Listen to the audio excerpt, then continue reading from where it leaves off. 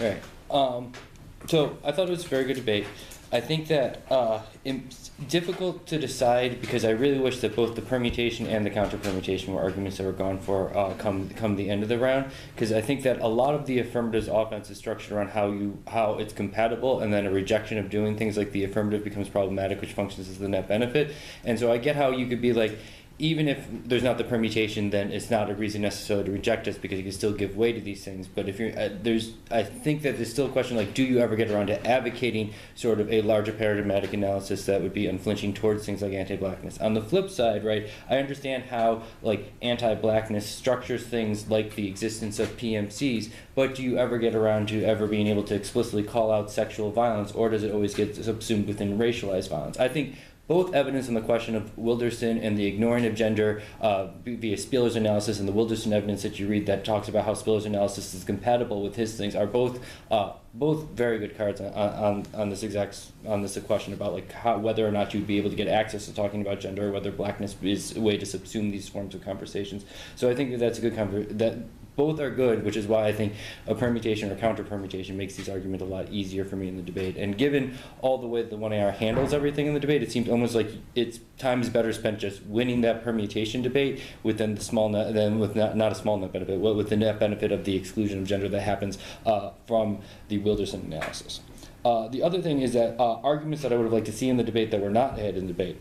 They say they want to take PMCs to court to hold them accountable. You never make the who's going to be successfully prosecuted in court is probably going to be the black PMCs and not the white PMCs who will be given exceptions to these sort of stuff, right? They're literally advocating using the legal system to put them in jail for having raped individuals, which is a shift to talking about the strong institution of utilizing the legal scope. So I think to me that is a explicit link, right? Because they constantly talk about how we have to hold these people accountable, but it's not just an individual accountability. It's literally putting them before the law to be put into prison and then get into a conversation how those legal systems operate. That seems to me is a glaring link that could be made.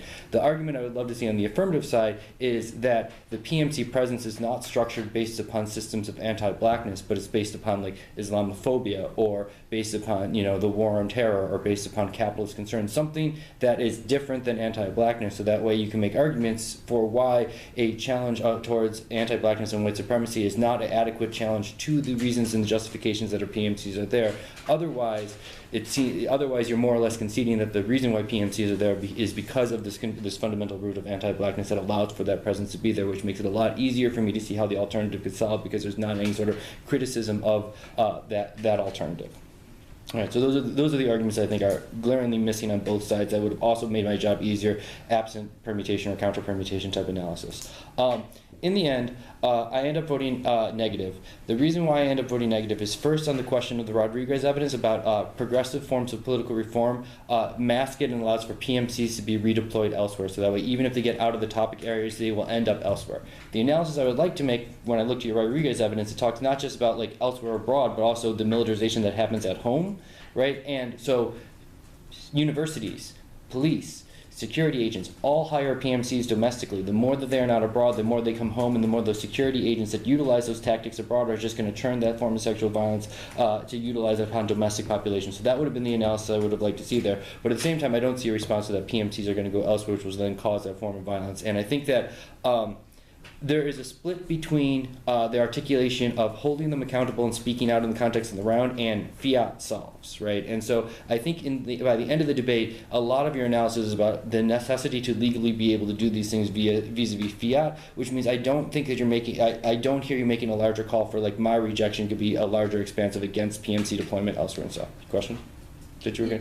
Yep. Yeah. Just about everything checks out, makes sense. The like budget shift argument, so Pentagon priorities mean like we shift the budget. I understand why that like obviously redoms to other forms of militarism, but at least for why PMCs don't get hired by people because there's not the military or like the budget to hire them. I guess how do you evaluate or how do you evaluate that? I think that so when they make the PMC redeployment argument, it's less like based upon like technically they will then get the money to be redeployed, but that things like PMCs will be able to be expanded elsewhere. So even if there might not be the budget now, when we don't have a larger structure, when the budget becomes available, they'll be able to come back there as well and stuff like that, right? And so that's why I think that it would be better in this debate if instead of going for the fiat arguments, you put a more emphasis in terms of my ballot being a rejection of sexual violence at large and an emphasis of gender and sexuality being what needs to be spoken out of, opposed to allowing it to be like, well, my agency is utilizing the ballot as a method of fiat. Because then I think you get more offense from the Wildersons paving over of issues of gender, because then I'm able to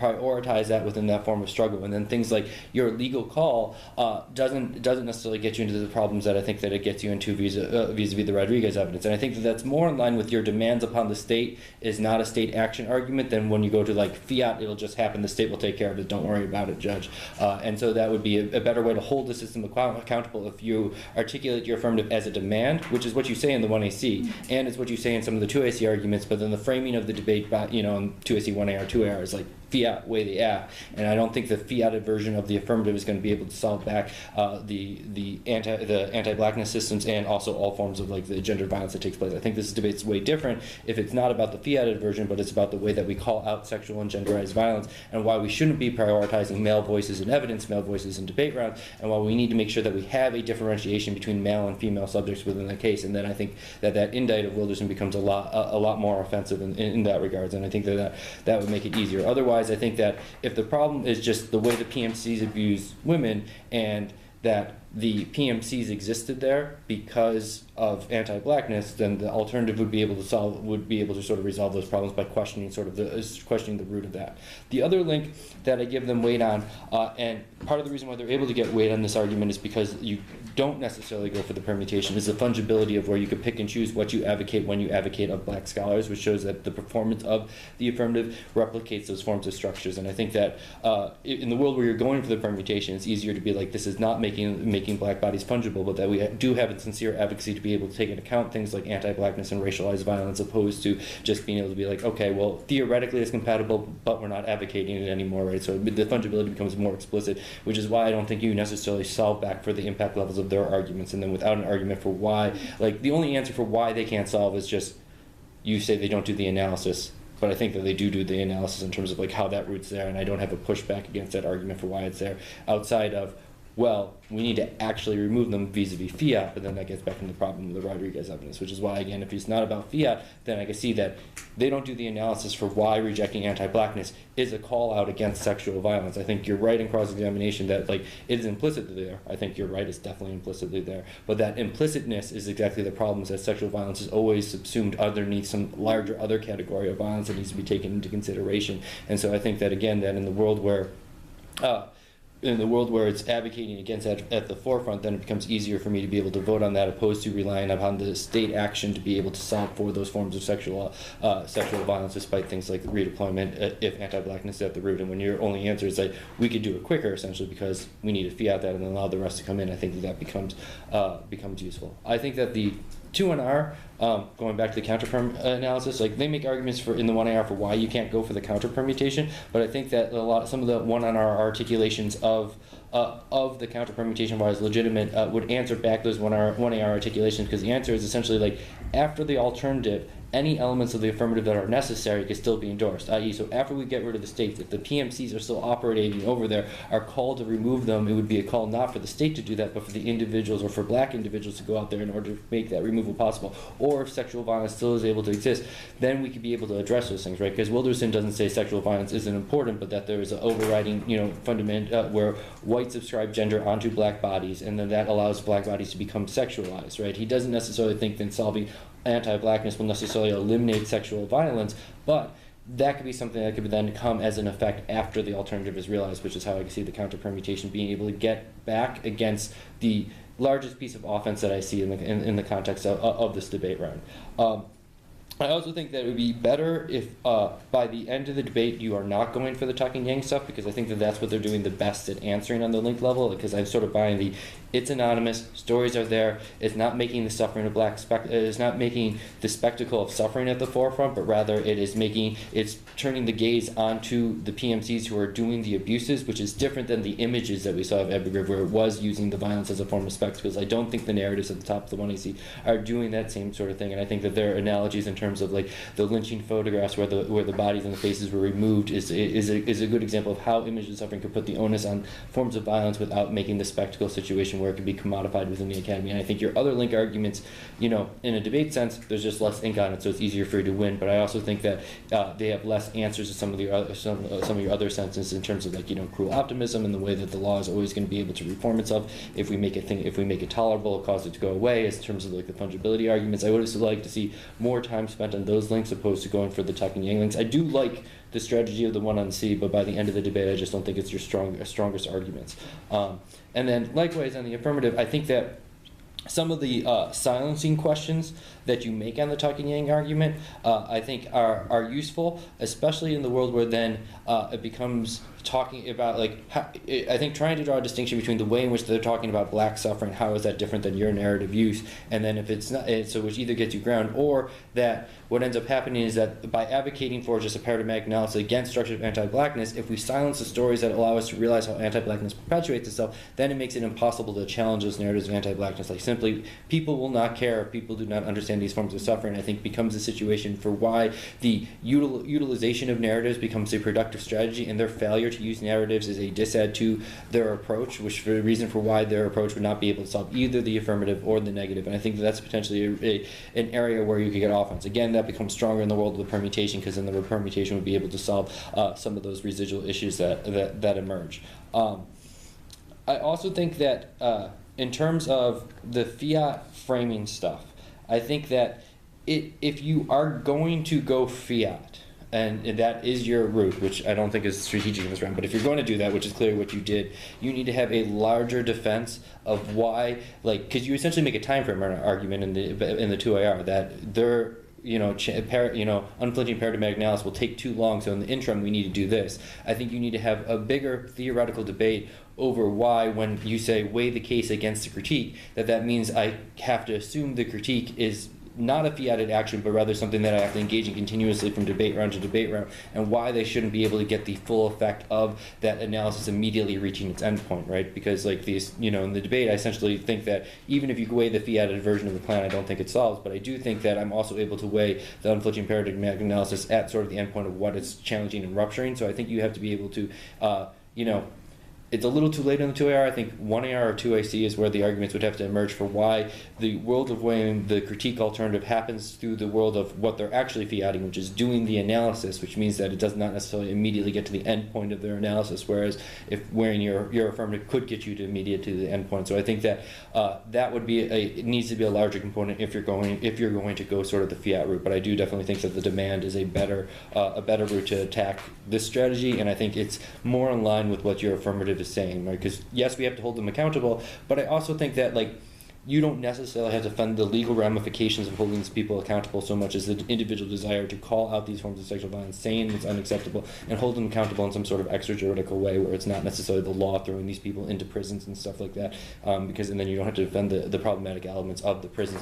And then it also makes the power of the narrative more important and the debate space more important, and what your performance is doing is more important, opposed to just sort of being like, well, if the government does this, then we'll be able to resolve these problems, right? I don't think a lot of the way that you're talking about the would jive with that sort of analysis, would be what I would say. Questions? Or? I have a quick question.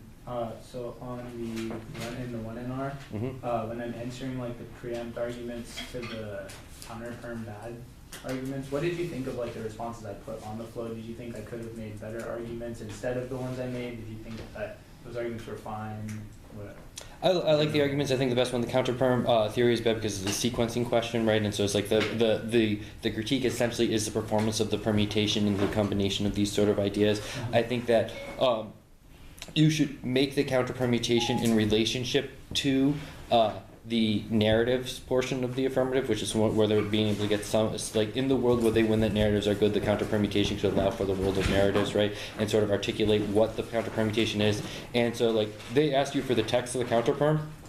I would like to also know what that counterperm text is, because I don't necessarily know what that counterperm text is so much as just like a word of counterperm. And then when you're articulating how the counterperm could resolve some of their offense, I think that that's where you then utilize that text as an explanation of how that then plays out. And I think that when you're going for the counterperm, it's useful to explain how it solves the pieces of offense that they have on the flow. Like how does it resolve the indite of Wilderson, right? And so I think that there's space to be like, even if you buy that indite, the counter permutation resolves it, because what we do after the unflinching paradigmatic analysis of anti-blackness is that any of the remaining forms of sexual violence would be what the counter permutation would then be able to target, which gets back to your sequencing theory type arguments in that regards.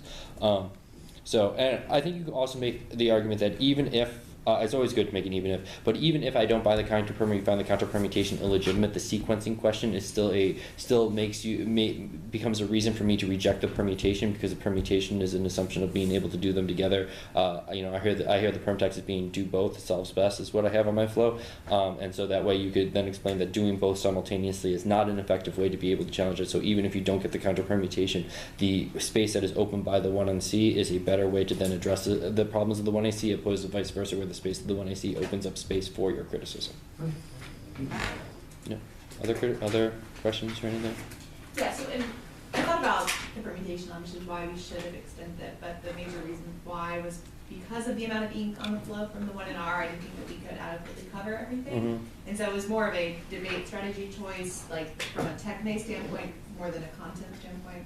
But obviously should have gone for it. So in a world where could we trade off at that time?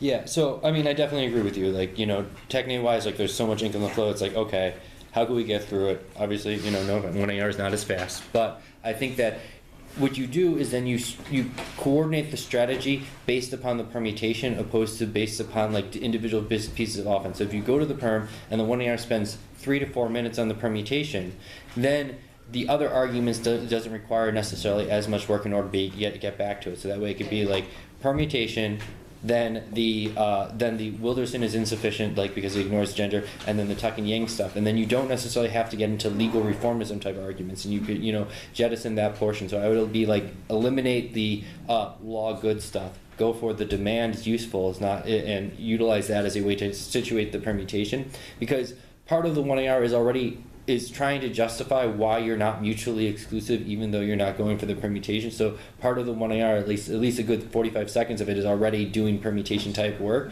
So it's like you might as well at that point go for it offensively in that regards. And most of the arguments on the permutation, like the only like really uniquely new argument on the permutation is the question of like the fungibility. The rest of the permutation arguments are essentially articulations of a link. Maybe the multiculturalism stuff is a little bit new, a new link articulation, but most of the dissets to the permutation are the same dissets that exist to the 1AC, so you're going to have to end up defending the same things, and if you can beat the links on the permutation, then you've also sort of beat the links elsewhere in the context of the debate. So I think instead of addressing link by link, if you start advocating the permutation of the 1AC by Glickson, you're not going to be voting for the 1AC at the end of this debate. You're voting for a combination of these two approaches. That resolves all those problems, means that you're able to jettison some of the earlier links that they may have had because of like not focusing in terms of anti-blackness, because suddenly then you become an unflinching analysis, and it is no longer like something that happens as after effect, but it suddenly becomes an advocacy versus like a test of competition. I think that would restructure and change the debate. I also think that in terms of saving time,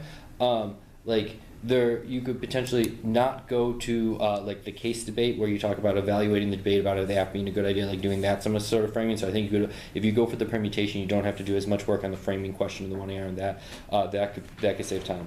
Going to that portion of the flow, at one point the 1AR says we give these people their voice. I would not say that, especially in a Tuck and Yang debate, right? It's like they want to have these stories heard, so we give them their voice, right? It's not the way it should be said, right? It's more of like we say these stories so that way we can listen to their voices is a better way to be able to articulate that in terms of the 1AR in order to be able to get that. I understand it's probably more of a misspeak type situation, so I wouldn't be like 1AR said it, that's it, because I think you're doing enough analysis elsewhere, but that little change in nuance could, make a big difference in sort of the way it comes about.